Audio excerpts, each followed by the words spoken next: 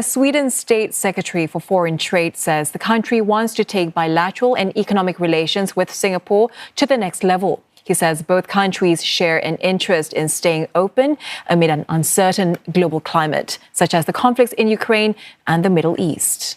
It is very clear that we need to engage more people to people, especially us who are like-minded in the view of openness of our societies and open trade opportunities on a great scale. We are not the closest neighbor, so the more we can come together, it is great for both our countries. Just noting that, I mean, we're top innovators in the world according to all indexes, and therefore I think we have great opportunities of coming closer together. Mr. Jevrell says Sweden and Singapore are both rapidly digitalizing societies, and companies in both countries are also adapting their business models to take the green transition seriously.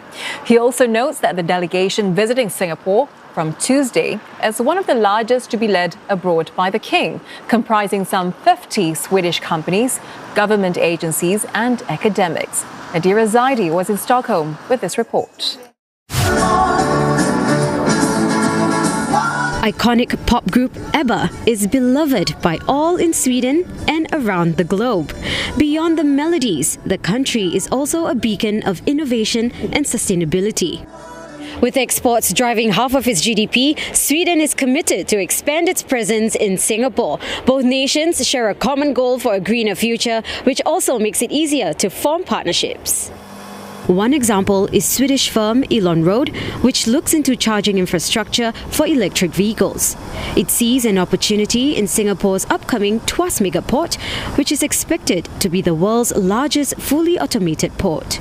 So what our system will do is enable the trucks to actually charge while they're driving.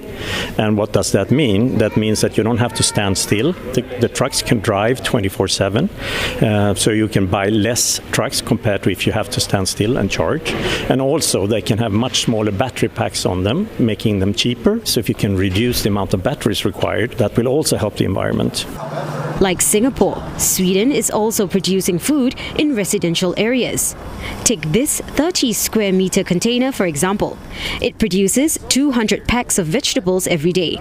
And it does so using technology that cuts water use by over 90% compared to traditional farming methods. Local real estate firms are getting involved too. The farms that we operate are small enough to be able to be placed in close proximity to where people actually live or where they shop, but they're big enough in order to produce a volume that makes us able to fill the shelves of the stores. So the collaboration with real estate companies is a vital part, because we see that they also share our conviction that in the future we need to grow food closer to where people live.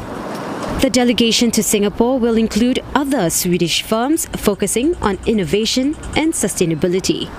Nadirah Zaidi, CNA, Stockholm.